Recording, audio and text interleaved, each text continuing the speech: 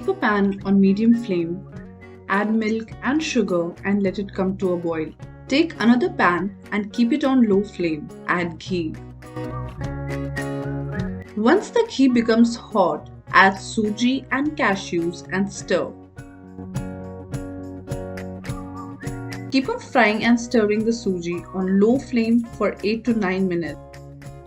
The grains should change their color and also the cashews would turn light golden or goldenish color. Add cardamom powder, raisins, almonds and chironji. Mix very well.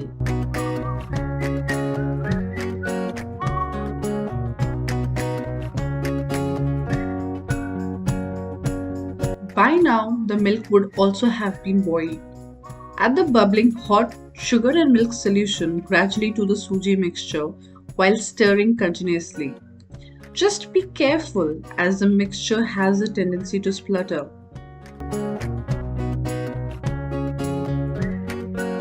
Keep on stirring till the whole mixture starts thickening and starts to leave the edges of the kadai.